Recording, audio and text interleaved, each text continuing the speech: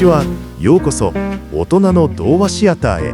本日もお越しいただきありがとうございます。当シアターの支配人ルイと申します。当シアターでは童話、児童文学を中心に世界中の名作や時代を超えて愛される作品を厳選してお届けしております。かつて子供だった私たちが懐かしい物語に再び心をときめかせたり、心に響くまだ見ぬ物語と出会ったりする、そんな豊かな時間をお届けする場所です。大人になった今だからこそ感じられる物語に秘められた言葉の深みや感情の彩りをどうぞゆっくりとご堪能ください。それでは本日も一つの物語をご一緒に味わってまいりましょう。今回ご紹介するのはトーマス・マンによる珠玉の物語、ベニスにシスです。この作品は多くの言語に翻訳され、世界中の読者に愛されてきました。時代を超えて読み継がれている不朽の名作です。一見すると手に取りやすいボリュームかもしれません。しかしそこに込められたメッセージの深さ、豊かさは計り知れません。本日はこの物語のエッセンスを約15分で紐解いていきましょう。この一冊は私たちが日々の生活の中で忘れかけている美と芸術の本質、そして人間の情念の深淵を静かに、そして深く問いかけてくるでしょう。1971年にはイタリアの巨匠ルキノ・ビスコンティ監督により映画化もされました。監督は主人公の職業を小説家からマーラーをモデルとした作曲家へと変更しました。これにより主人公の心の苦悩や陶酔が甘美で大敗的な音楽となって画面を満たします。そしてこの映画制作には監督の美学的な執念が生んだあまりにも有名な逸話があります。完璧な美の化身タッジオ役を求めヨーロッパ中を探し回った末のことでした。スウェーデンのストックホルムで当時15歳の少年ビョルン・アンドレセンに出会います。監督は彼を一目見て世界で最も美しい少年だと宣言したと言われています。この喝采が後に彼の人生に長く濃い影を落とすことになるとは、その時は誰も知りませんでした。この映画は見つめるものの物語であると同時に、見つめられるもののもう一つの悲劇を私たちに突きつけるのです。それでは物語の世界へ深く潜る前に、この素晴らしい作品を生み出したトーマス・マンと作品が書かれた時代について深く、そして鮮やかに触れてまいりましょう。まるで私たちがその時代に降り立ち、作者の隣で息遣いを感じられるように。作者であるトーマス・マンは1929年にノーベル文学賞を受賞した20世紀ドイツ文学を代表する巨匠です。彼自身の人生そのものが規律ある市民と情熱的な芸術家との間で揺れ動く一つの壮大な物語のようでした。1875年、北ドイツの港町リューベックの裕福な商家に生まれたマンは厳格な市民社会の中で育ちます。しかし彼の心は堅実な商人としての道ではなく、言葉が織りなす芸術の世界へと強く惹かれていきました。兄ハインリヒもまた作家の道を選び、兄弟は互いに影響を与え合います。マンの作品は常にこの市民と芸術家という2つの世界の対立をテーマとしてきました。彼は芸術家が持つ美への探求心や情熱が時に社会の秩序や道徳を揺るがす危険な力を持つことを見抜いていたのです。このベニスにシスの主人公アッシェンバッハの苦悩には、マン自身の芸術家としての葛藤や心の奥底に秘められた感情が色濃く投影されていると言われています。1912年にベニスにシスは出版されました。その頃ヨーロッパはベルエポックと呼ばれる華やかで束の間の平和を享受していました。街には新しい芸術や音楽があふれ、人々は繁栄を謳歌しているように見えました。しかしその輝かしい表面の下では古い価値観が崩れ始め、社会の緊張が高まっていました。まさに第一次世界大戦という大きな破局へと向かう嵐の前の静けさの時代だったのです。哲学の世界ではニーチェの思想が大きな影響を与えていました。人間を理性的な存在とする考え方に疑問を投げかけ、情熱や衝動といった根源的な力を重視したのです。このような時代の空気が規律正しい作家アッシェンバッハが抗いがたい美を前にして理性の仮面を剥がされ破滅的な情熱に身を委ねていく物語と深く共鳴しているのです。また当時は実際にコレラが流行しており、その目に見えない死の脅威が作品に不気味なリアリティを与えています。このような作者の人生の深みと作品が生まれた時代の生々しい鼓動を知ること、そうすることで物語に込められた幾重ものメッセージがより一層私たちの魂の奥深くに響いてくるのではないでしょうか。著者の人生や時代の空気を感じていただいたところで、いよいよベニス・ニシスの物語の核心に触れていきましょう。この物語が私たちを誘うのは、厳格な知性と規律で名声を築いた老作家が旅先のベニスで出会った完璧なまでの美、その抗いがたい魅力に魂を奪われ、積み上げた全てが崩壊していく甘美で危険な陶酔の世界です。破滅へと向かうと知りながらも美の追求をやめられない人間の業がそこには描かれています。それでは主人公アッシェンバッハが私たちに語りかける声に耳を傾ける時間といたしましょう。序章、灰色の秩序に指す違法の陽光。その男グスタフ・フォン・アッシェンバッハは言葉を鋼のように鍛え上げ、精神の建築物を築き上げることでその名を時代の学に刻み込んだ作家であった。性の混沌とした衝動を鉄の意志と禁欲的なまでの自己克服によって芸術へと昇華させることこそ彼が自らに課した英雄的な使命であった。彼の人生は厳格な規律で図られ、その作品は形式美の極致として市民社会の道徳的支柱とまで称賛された。貴族の称号を与えられ、著作は教科書に掲載される栄誉にも浴した。しかし長年にわたる精神の酷使と自己抑制の果てに、彼の魂の内部では想像力の泉が枯れゆくような見えざる疲弊が静かに沈殿していた。ある5月の午後、強烈な創作への渇望と、しかし指一本動かぬ精神の麻痺に襲われた彼は息苦しさから逃れるように湖外へと歩み出た。彼の足は無意識のうちにミュンヘン北部の墓地へと向かう。石工場の向かい、ビザンティン様式の礼拝堂の入り口に一人の男が立っていた。赤みがかった髪、乳白色でそばかすのある肌、そして挑戦的な眼差し。その異様な風貌はどこか違法の民を思わせ、アッシェンバッハの心の奥底に眠っていた未知なるものへの憧憬、熱帯の密林のように生い茂る放浪への衝動を雷のように打ち抜いた。彼の秩序的な世界に亀裂を入れる違法からの使者のように見えたその男との遭遇は、アッシェンバッハの内で決定的な何かを動かした。彼の魂は規律という名の北の故郷を捨て、混沌と官能の海が広がる南へと旅立つことを決意したのである。第一章、死の船は漕ぎで美の迷宮へ。アドリア海の島での短い滞在はアッシェンバッハの渇望を満たさなかった。彼の魂が真に求めていたのは、より深くより危険な魅力を秘めた場所、水の都ベネツィアであった。ポーラからベネツィアへ向かう蒸気船の甲板で彼は異様な光景を目にする。派手な若者たちの一団に混じる明らかに老齢の男。その顔には厚化粧が施され、シワを隠そうとする紅が痛々しく浮き出ていた。その必死の若作りはアッシェンバッハに一種の嫌悪と、そして説明しがたい不安を抱かせた。ベネツィアに到着し、彼が乗り込んだゴンドラは黒炭のように漆黒で、まるで水に浮かぶ棺のようであった。オールを漕ぐ不気味な顔の船頭は彼の意志を無視し、無免許のまま定められた運命の航路を進むかのように彼をリド島のホテルへと運んでいく。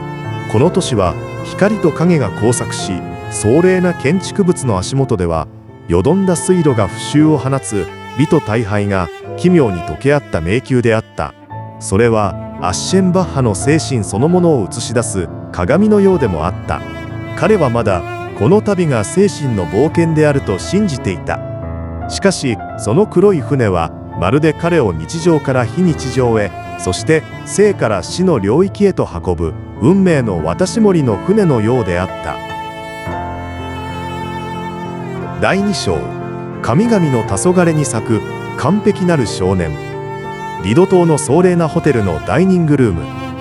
その喧騒の中でアッシェンバッハの目はある一点に釘付けになった。それは優雅なポーランド人の貴族一家と共に席に着く一人の少年であった。蜂蜜色の巻き毛が肩にかかり、その顔立ちは古代ギリシャの最も気高い時代の彫刻家がパロス山の大理石から削り出した神々の像のように完璧な金星と気品に満ちていた。その名はタッジオ。少年の存在はアッシェンバッハにとって単なる美しい被造物ではなかった。それは彼が生涯をかけて言葉で追求してきた美そのものの生ける権限であった。しかしアッシェンバッハはその完璧な美しさの中にわずかに病的な儚さ、不完全な歯並びなどをも鋭く見出し、おそらく長生きはしないだろうと予感するのだった。それは精神によって勝ち取られるべき美が、ここではあまりにも無防備に生の儚さと分かちがたく結びついていることへの旋律でもあった。彼の心はこの神々しいまでの好機に根底から揺さぶられた。彼はソクラテスが若きパイドロスに語った対話を想起し、自らの感情を正当化しようと努めた。美は精神へと至る道であると。しかし彼は同時にその対話に潜むもう一つの真実をも痛感していた。美への道は官能を経るがゆえに、芸術家にとっては最も甘美で最も危険な道でもあるということを、この内なる葛藤を抱えながら彼はまだ時世のうちにあった。だが彼の魂の砦にはすでに最初の、そして決定的な亀裂が刻み込まれていたのである。第3章、砕かれた意志、甘美なる追跡の迷路。タッジオという美の化身を間近に、アッシェンバッハの枯渇していたはずの想像力は最後の輝きを放ち、浜辺で完璧な調和を持つ珠玉の散文を書き上げるほどであった。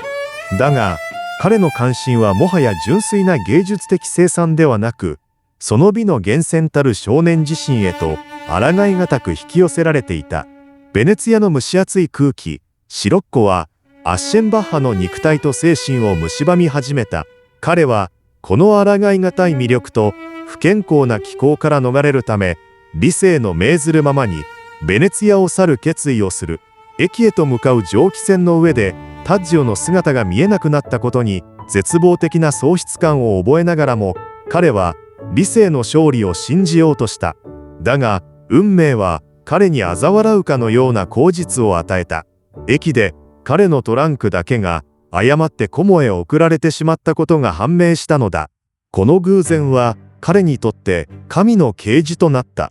彼はベネツィアにとどまることをもはや運命として受け入れるほかなかった。リド島へ引き返すゴンドラの中で、彼の意志は抗いがたい力の前についに砕け散ったのである。ここから彼の甘美なる追跡の日々が始まった。彼はもはや単なる観察者ではなかった。タッジオの影を追い、ベネツィアの複雑に入り組んだ路地を息を切らしながらさまようストーカーと化した。浜辺で、ホテルのロビーで、陽光の降り注ぐサンマルコ広場で、そして悪臭の漂う薄暗い運河沿いの裏道まで、この追跡口は彼の道徳観念を麻痺させ、芸術家としての矜持を剥ぎ取っていった。美への渇望は彼をゆっくりとしかし確実に破滅の淵へと誘っていた。第4章、不臭の風に舞う深紅の仮面。街の空気が奇妙な匂いを帯び始めた。それは消毒液の甘ったるい病的な香りであった。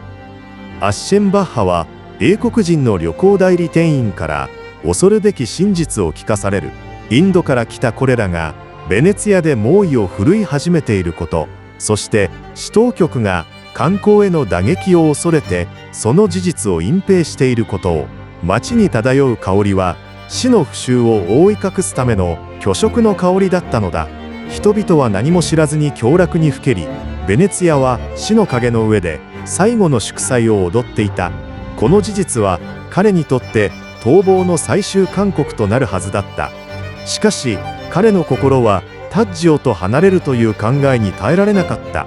死の危険を知りながらこの町にとどまること、それは愛する者のそばにいるために死をも受け入れるという盗作した決意であった。ホテルの庭では野ひな雰囲気の街頭歌手の一座が消毒液の匂いの中で不気味な歌を響かせる。その夜、彼は悪夢を見る。原始的な違法の神の名を叫ぶ猥雑で野蛮な乱痴気騒ぎの夢。彼の内側で理性と秩序を司るアポロン的神性は完全に打ち負かされ、混沌と陶酔を司るディオニュソス的な衝動がその魂を完全に支配した。その変化は彼の外見にも現れた。彼は理髪店に赴き、白髪を染めさせ、顔に化粧を施させた。かつて戦場で剣をした若作りの老人の姿に彼は自らを重ねていた。それは精神の完全な幸福を告げる痛々しい儀式であった。第5章、水平線の彼方へ、永遠なる眼差し。終焉の日は静かに近づいていた。心身ともに衰弱しきったアッシェンバッハはある日、小さな広場の露店で売れすぎたイチゴを買い求め、それを口にする。その甘さと同時にかすかな腐敗の味は彼の肉体がすでに死の病に侵されていることを暗示していた。やがてポーランド人一家が疫病を避けてホテルを去るという知らせが彼の耳に届く。これが最後だと悟った彼は残った力を振り絞り、浜辺へと運ばれデッキチェアに身を沈めた。空と海が溶け合う広大な青、その中で彼はタッジオの姿を見つける。少年はかねてより親しくしていた友人野衆との遊びの末、砂浜に組み伏せられる。その些細ないさかいの後、仲間から離れた彼は一人遠浅の海へと歩みを進めていく。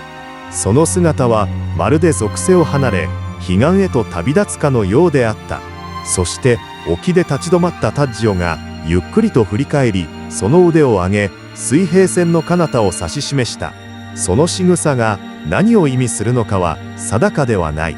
しかし衰弱しきった老作家の意識の中でそれは明確な誘いであった。美の使者であり魂を彼岸へと導く死の天使プシューカゴークが永遠なる美の世界、精神の約束の地を指し示しているのだと。その神々しい幻影を見つめながらアッシェンバッハは椅子の上で静かに崩れ落ちた。その日の午後、世界は彼の死の知らせを低調な表現で受け取ったのである。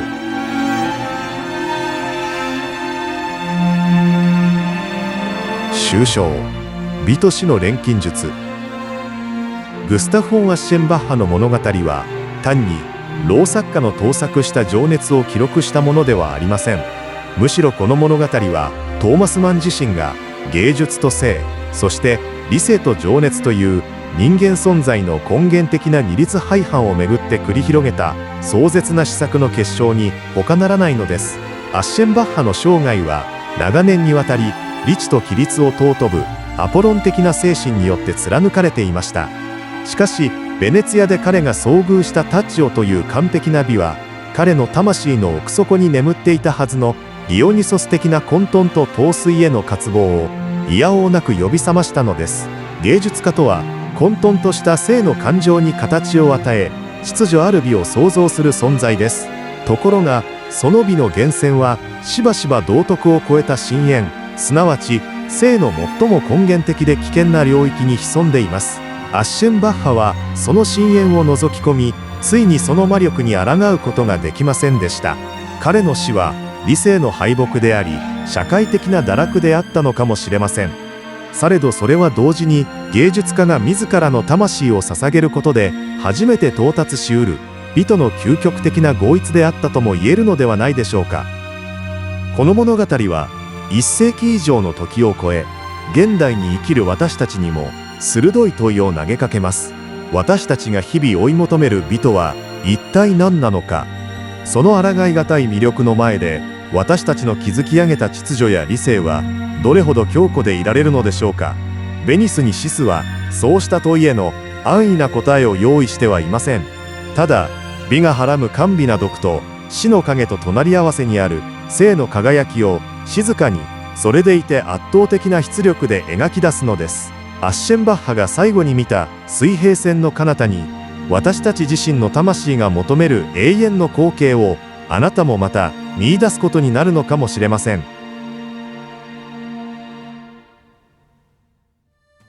いかがでしたでしょうか。トーマス・マンが紡いだベニスにシスは、読むたびに新たな発見があり、人生のさまざまな段階で異なる響き方をする深く、そして美しい物語です。変化の激しい現代だからこそ、この物語が静かに語りかける人間存在の根源的な葛藤というメッセージは、私たちの心の道しるべとなるかもしれません。あなたにとってこの物語で描かれる抗いがたい美とはどのような意味を持つでしょうか。そしてこの物語からどのような人間の情念を感じ取りましたか。よろしければぜひコメント欄であなたの感想や思いをお聞かせください。もしまだこの物語を手に取ったことがないという方は、ぜひ一度読んでみてください。きっとあなたの心に深く響く何かが見つかるはずです。すでに読んだことがある方も、大人になった今再読することで、かつては見えなかった宝物のような言葉に出会えるかもしれません。大人の童話シアターではこれからも時代を超えて人々の心を魅了する物語の中から、大人になった今だからこそ深く心に響く珠玉の作品をお届けしてまいります。ぜひチャンネル登録をしていただけましたら大変励みになります。それではまた次回の物語でお目にかかれることを心より楽しみにしております。本日もご視聴いただきまして誠にありがとうございました。